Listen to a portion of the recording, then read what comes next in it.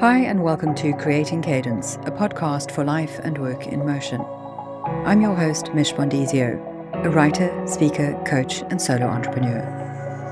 I'm also the author of The Cadence Effect. I help high achievers stuck on the toxic treadmill of overwork to transform your approach to life, work, relationships, and business, so we can all activate more of our potential, improve our well-being and performance, and find joy in every part of our life, at a cadence that's more suitable to us, despite this fast-paced world we live in. This is episode 61, the first of season 10, published in early May 2024. The podcast will be celebrating its 4-year anniversary in June, and even though I'm not publishing an episode every week and I only have 3 short seasons in a year, it does feel great to have reached this milestone of a whole 10 seasons. So in today's episode, I chat with Denver Nowicz, a financial planner and fiduciary, and a LinkedIn top voice on finance and economy. If you're not sure what the word fiduciary means, this is someone who manages money or property on behalf of someone else to help them increase their wealth. Denver is an entrepreneur who's been running his own business in the industry for many years, and he is on a personal mission to fix financial planning. The reason I wanted to get Denver on the show is that his view of how we can approach wealth creation is rooted in personal values and purpose-driven principles. Many people have fears around money and wealth creation, but I think Denver's approach is refreshing and relatable, and it ties in very well with the principles of creating cadence too. But before we get there, a few updates from me.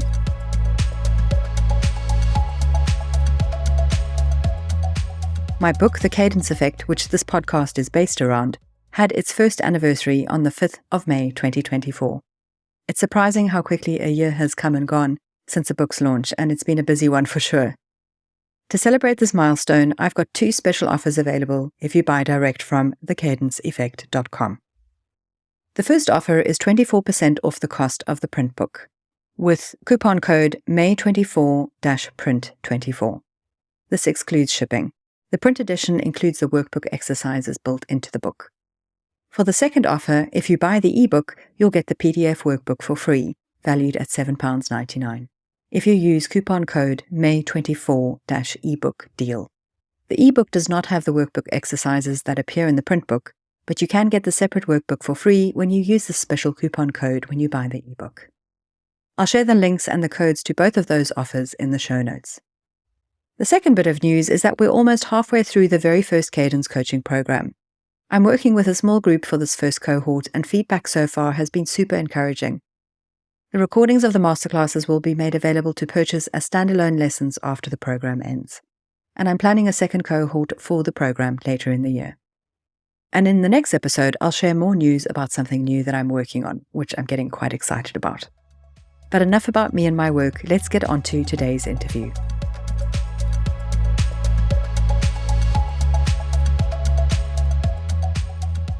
Denver Nowicz is a financial planner and fiduciary who has been in the industry for 25 years. He is also a LinkedIn top voice on finance and economy. Denver's personal mission is to fix financial planning. For a decade, he took care of his mom, dad, and grandma before they passed. Anyone who's taken care of elderly parents knows that this can be one of the most challenging, yet also rewarding things you can do. Denver thinks he is certainly a wiser person for having this experience. He was thankful to spend that much time with his parents as an adult. As Denver says, when we're young, we are often too busy living our own lives to appreciate them. What Denver learned by going through this was that many of the ways people are taught to plan for their financial future, following conventional wisdom, doesn't always serve people in the best way possible. So Denver has merged his 25 years of advising with his goal to help people avoid the same financial mistakes that hit his family. He founded the Modern Family Dynasty newsletter and Becoming Financially Unbreakable, which is a 30-day course that helps people feel more financially secure by providing them with the knowledge, tools, and strategies to manage their finances confidently. Denver has such a grounded and connected approach to finances and managing our money, rooted in the concept of aligning your goals with your values. Our conversation actually spurred me to revisit one of my existing income streams after realizing that it is not in alignment with my values, and as a result of this review, I will be making some changes in coming months. And even though Denver is based in the United States, where wealth management approaches may differ slightly from wherever you are, and I have podcast listeners in 21 countries, thank you so much, you will still benefit from the advice that Denver offers. But we don't just talk about finance. We also cover productivity tools and gadgets, perceptions of success and failure, and the impact of mindset on both our goals and our ability to achieve those goals, and how we can't rely on what Denver calls motivational fairy dust to get us through the ups and downs of entrepreneurship. And don't forget to stick around after the interview as I pull out and further contemplate 3 topics that came up in our conversation. So if you're ready, let's dive in.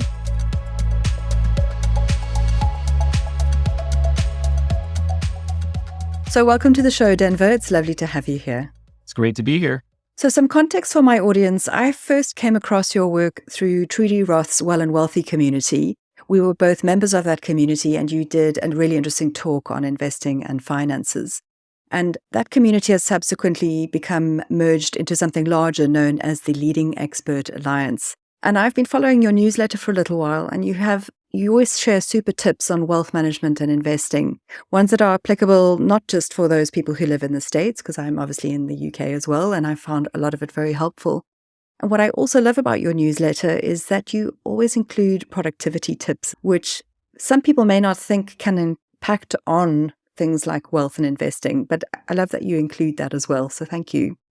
Absolutely. I think you can't have one without the other. Indeed. Now, I know you spent many years working in the financial sector, but where are you on your current career path? What is your current life and work context? Yes. So I've been in the financial services industry for 25 years. I've been kind of on my own as an entrepreneur, kind of owning my own business the whole time. And so I'm always kind of looking to improve that business and add additional businesses and build different types of income streams. And I think that's one of the reasons why I also love Leading Expert Alliance, is because a lot of what Trudy and Jared and Brian do is very much focused on empowerment around entrepreneurship. And I think that's in myself as my career. I also have 2 young kids, 9 and 13, and working on teaching them the skills of entrepreneurship. But then also kind of that's overlapping into a lot of the things that you teach with the Cadence effect, where, it's this kind of combining all of these things together in life.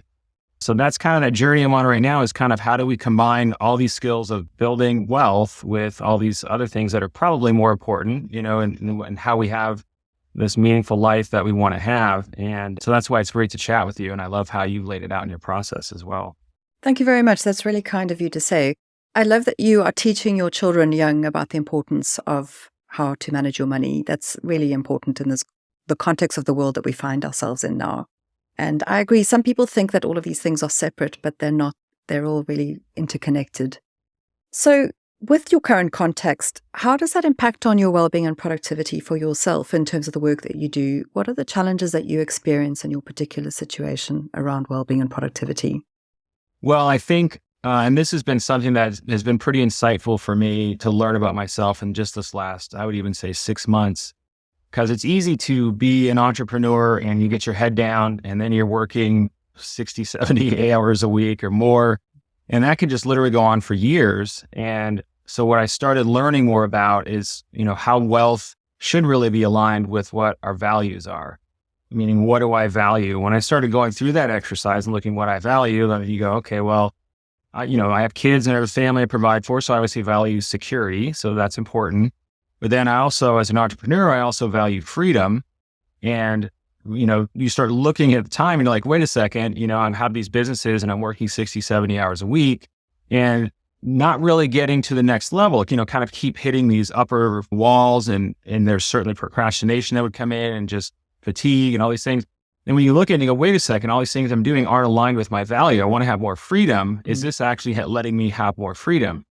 And once I started to realize that there's so many areas of wealth that where people don't achieve the success that they want, it's very often because what they're trying to pursue is not aligned with their values. And, maybe their values are having more free time, or maybe it's more time with family or being happy, and whatever those are. And then once I learned that, like, okay, when you start to realign those things, your motivation level goes up, life gets easier, everything starts to flow better. So it really was what I'm kind of trying to do now in wealth education, is taking people back a step and let's say, hey, as we're planning for wealth, let's align with what your values are and make sure those two paths align. And I think that's when you start to get better results. I agree. And I love how you've put that. One of your newsletters, you wrote about that and you spoke about how true financial empowerment is achievable when you align your wealth goals with your life values. And when things aren't in alignment in any part of our life, that creates friction, which does lead to things like procrastination. It does lead to things like increased stress. It can even contribute to burnout. So it really has a knock-on effect if the way that we're operating or the way we're working isn't in alignment with those values. So I really appreciate you pointing that out. It's very important. Thank you. Well, I think it's so much more important than we all have given it credit for in the past. And when you look at, when you see these kind of super successful people, or, I know this happens like with kids in school, they see some kids that at a younger age and they're just, they seem super motivated. They're just studying hard and they're doing all the things. And so many other people are just sitting nearby going, gosh, I guess the motivation fairy didn't sprinkle the motivation dust on me. And I'm just not one of those people. And then I think what really happened is they kind of got lucky in some ways that what they really liked, their values and what they valued aligned with the work that they needed to do. Yes. And the great thing about that is once we identify the values, then we can really realign ourselves. And then motivation doesn't become some magical thing that happens and we don't have to use willpower to overcome and get ourselves to take action. It's that's where that effortless flow state comes from. That's so true. And actually later in this season of the podcast, I am interviewing somebody about that concept of flow. So it's interesting that you've mentioned that as well. Now, talking about doing things that help us to be in flow and to maintain momentum, let's talk a bit about your daily and weekly habits and actions and routines that you might take to support your health and wellness and productivity so that you can be the best you can be for your family and for your clients and so forth. What do you do to support yourself and overcome your challenges? Yeah, I think it's something that I think you allude to in your book where it's not always just about as an entrepreneur, you can't just do this thing where you're going to work nonstop and, burnout happens and everything else. So I think it's more I look at it more as a series of sprints. And there absolutely are times when you're building businesses and starting things and getting things to a certain level that you are going to be working more. And that's the sprints. And then you take periods of rest. And so for me, it's been, I recognize that there are times when, okay, these are some actions I might need to take and I'm going to have to sprint and it's going to take me a little while, but then I'm going to stop and rest and then start putting limits on, on how much time I'm going to spend doing those things. So I have the other area where I'm going to be relaxing and just spending time in the moment, enjoying games with my kids. And that for an entrepreneur who tends to, chase shiny objects like myself, it can be a challenge, but that's that practice of just letting things go and siloing things off is something I'm still working on for sure. And do you have any daily rituals or things that you do regularly that help set you up to start your day or help you end off your day? So I think exercise helps me a lot for sure. I have in my office, I have a whole body vibration plate, which is these crazy plate you stand on and it vibrates and it's supposed to fire off a lot more of your muscles. So I'll do that. It's a 9-minute little routine. So I'll do that, try and do that at the end of the day when I'm kind of leaving, the work area. And then I also do have a walking workstation. So most, at least a couple hours a day, if I'm at my computer, I'm walking, on the workstation. I find that movement helps. And then I usually like to count my wins, at the end of every day. Sometimes I miss days, but certainly the end of the week, I will tally up what are my wins for the week and then kind of let everything go from there. I get intermittent on my meditation habit. Sometimes I'm very, diligent and then other times I'll slack off for a while. Yeah. But I do breathing exercises. So I kind of have like this little toolkit. Breathing exercise is another one. There's a little device I bought on Amazon where it's like a respiration kind of exerciser and you blow into it for a while. It kind of mimics just deep breathing, but it kind of exercises your lungs. And so I'll mix that in there. And then health and nutrition, I noticed if my brain, doesn't get what it needs, it just doesn't work as well. So I kind of do all these little things and rotate them in because sometimes you get bored of one and then you move to another one. So I try and have a bunch of tools available to do a mix of them. Thank you so much for sharing all of those. I think they're really helpful. Having a walking desk is interesting and the vibrating plate I've never heard of before. That sounds super interesting. And I think that this is what I write about in my book as well, is around building a toolkit with a variety of tools. Because as you say, the same ones aren't going to work every time. sometimes the meditation works, but sometimes it's the run that you need. And sometimes it could be chocolate. We never know what that self-care practice is that we're going to need, but having them in our toolkit gives us more options and choice in a moment. It does. I will absolutely add chocolate in. That is, because I definitely do that. Okay. Afternoons, like after mid-afternoon, I'm always eating dark chocolate. Yeah, that's the traditional energy dip moment.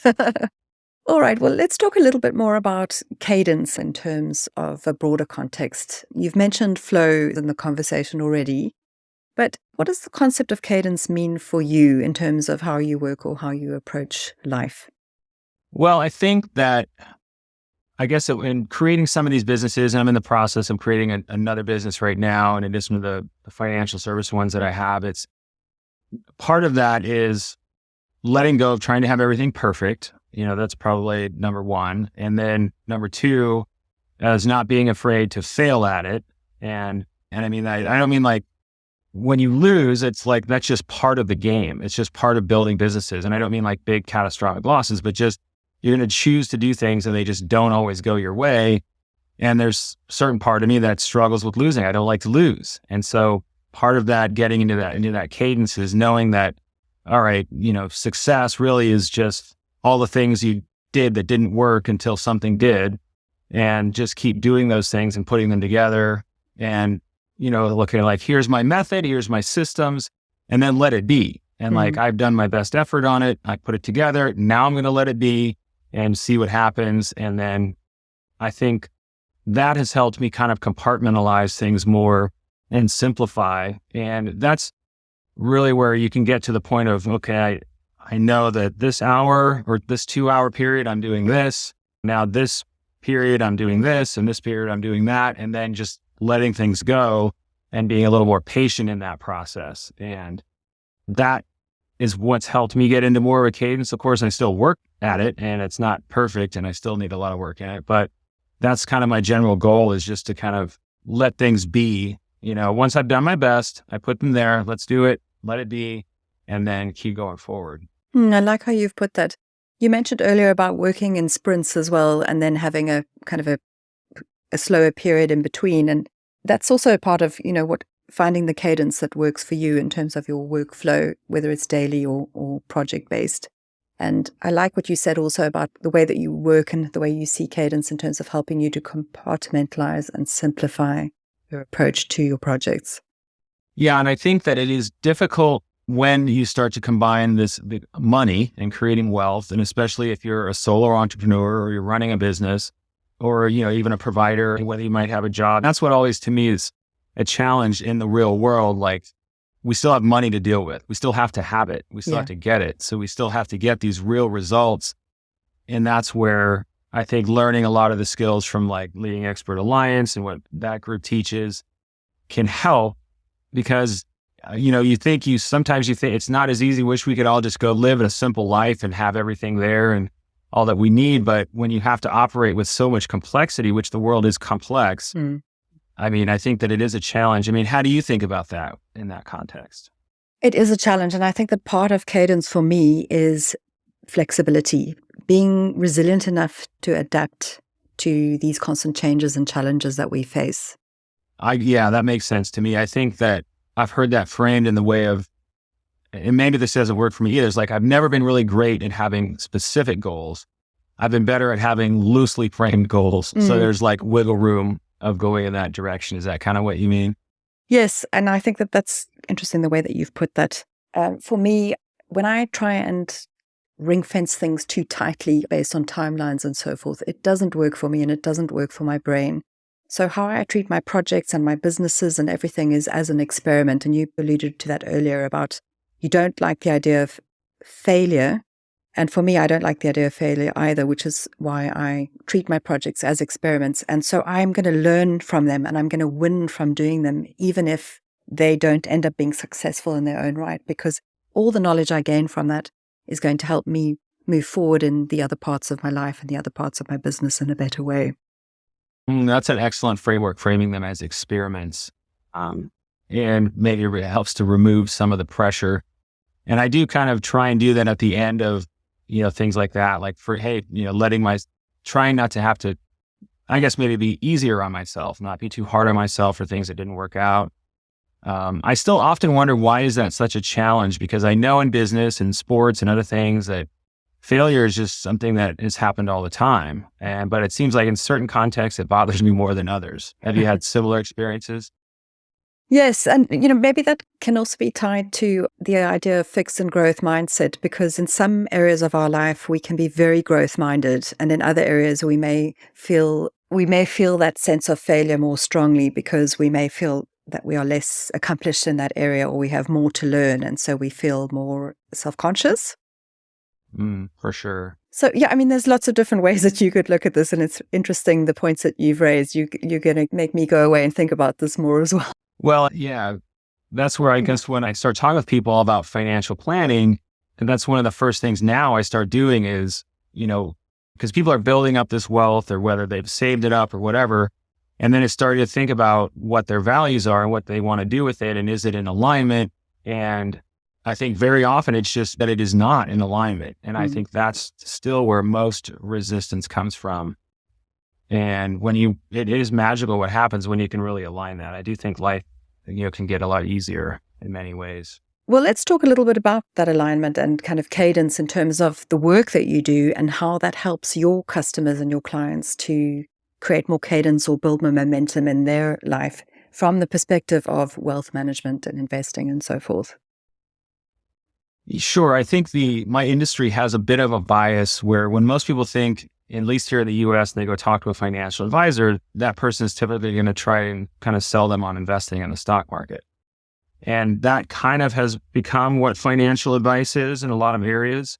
And so part of what I'm trying to do is educate people on nothing against the stock market, but there are a lot of other ways to make wealth and build wealth. And I think that overall, most wealth is made in other places. And there's even stats where you can look at entrepreneurship and versus kind of an employee saver model where you just go to a job and save.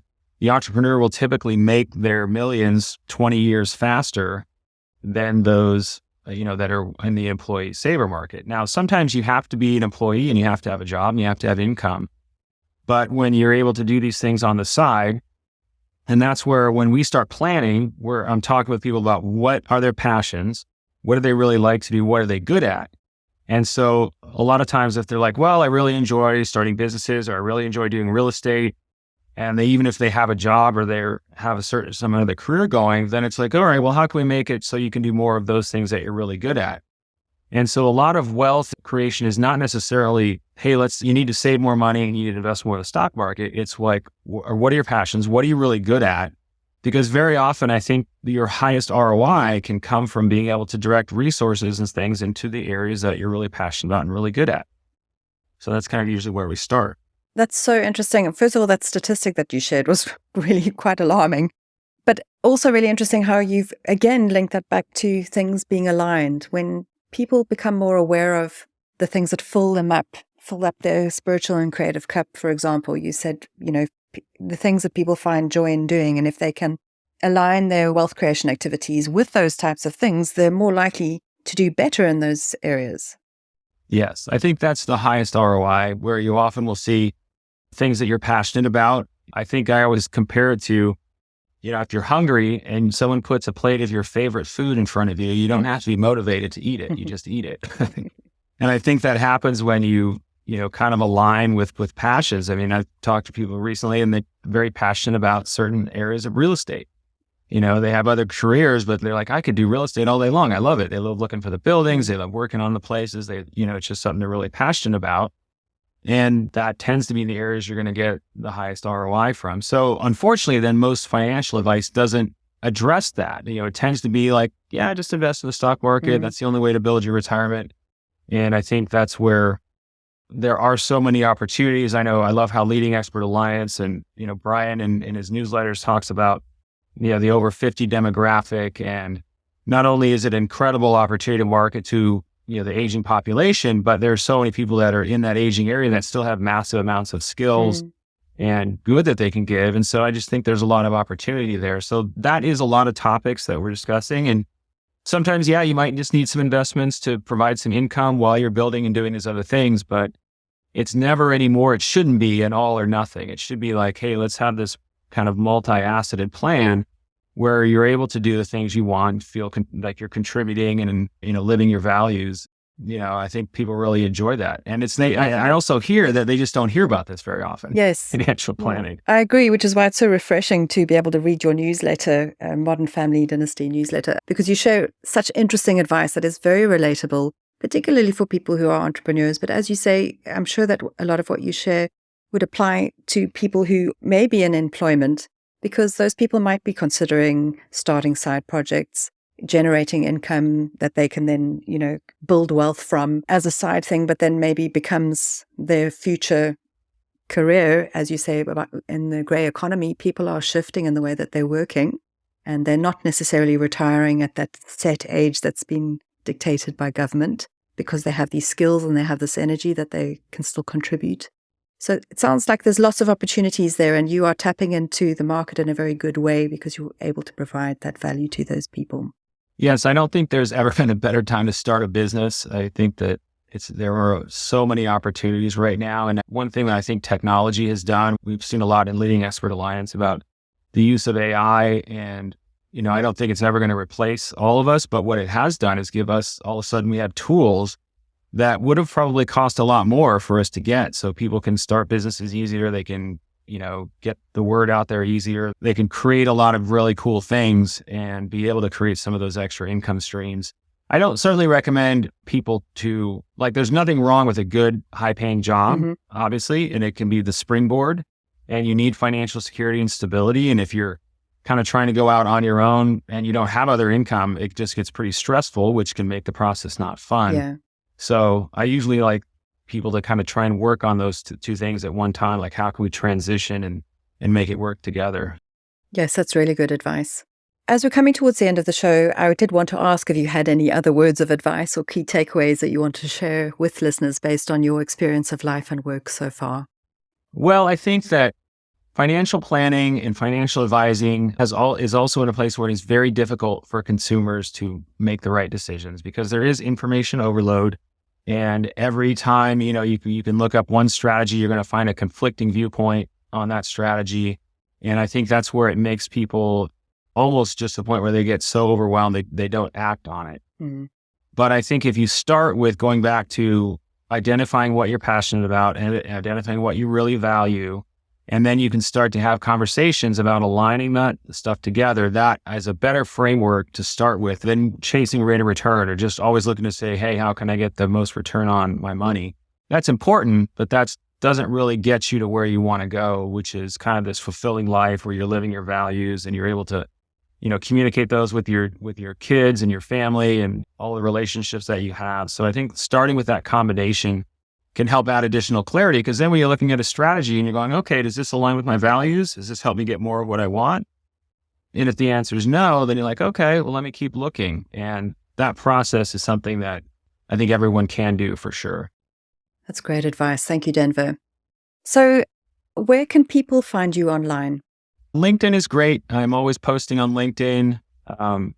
So that's just my first and last name on LinkedIn, Denver Nowicz.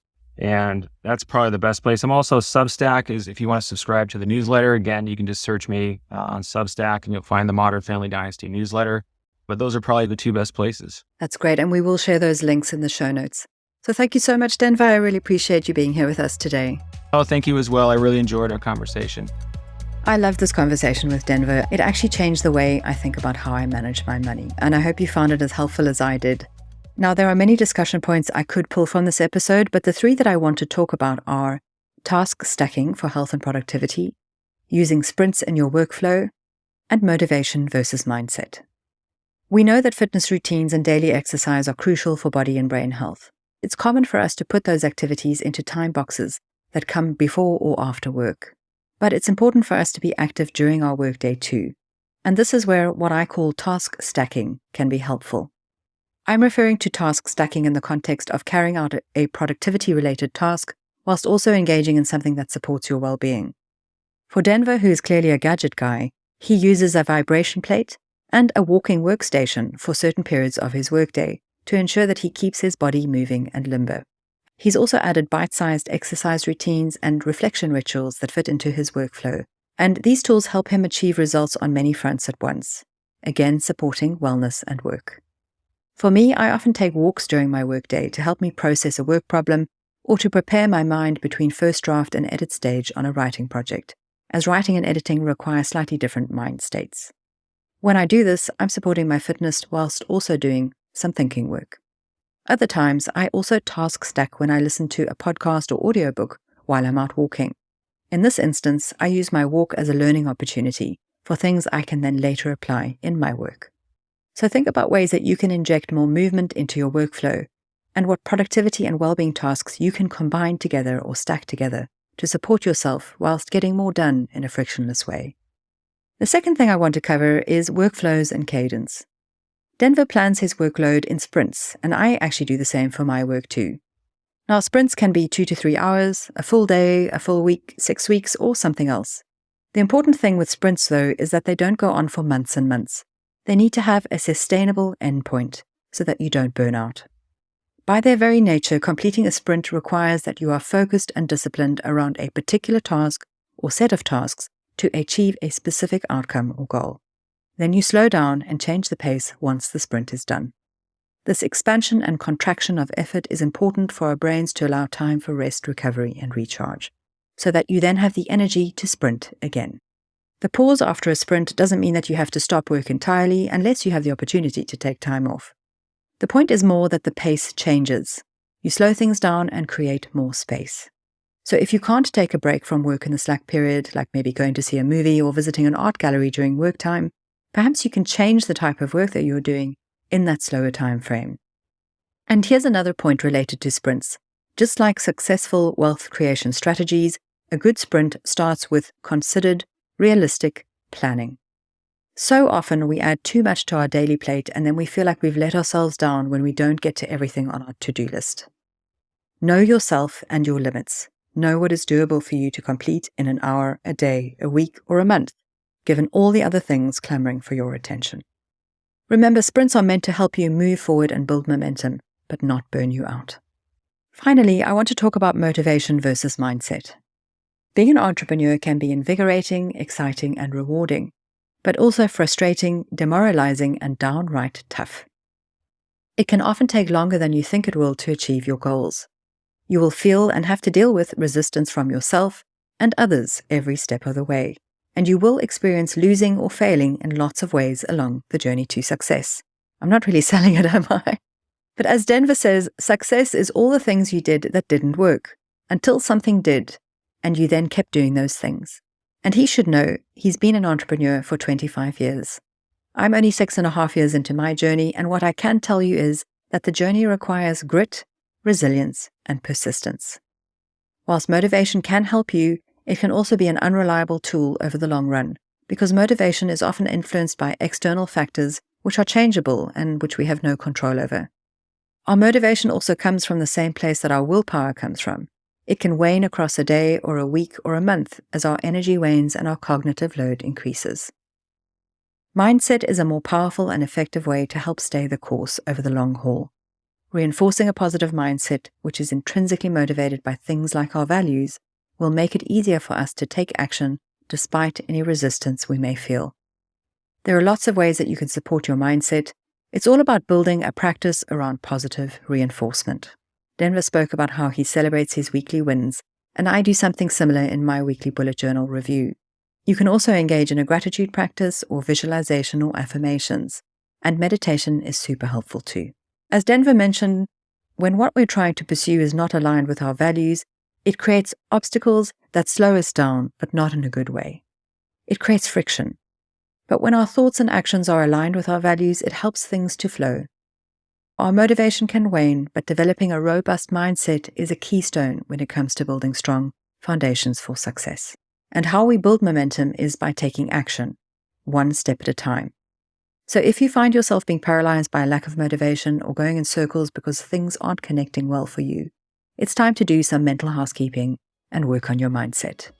How can you ensure that your mind, body, and actions are aligned in thoughts and deeds? After all, crafting a meaningful life is about creating cadence and connection. and we are more open to these things when we're operating at a higher, positive frequency, with less friction and more flow. And when we are open, we can invite in more joy and a wealth of new opportunities. I'll be back with another episode in 2 weeks, but a few things before you go. You can buy my book at thecadenceeffect.com, and helpful reviews are always welcome to help the book get found by those who need it. The special offer links and discount codes for May birthday month are in the show notes. And if you like this show, please share the love by rating it wherever you listen to it. You can also support the making of the Creating Cadence podcast on Patreon or buymeacoffee.com. Links in the show notes. So thanks for listening. Until next time, keep moving forwards with courage, curiosity, and cadence. Bye for now.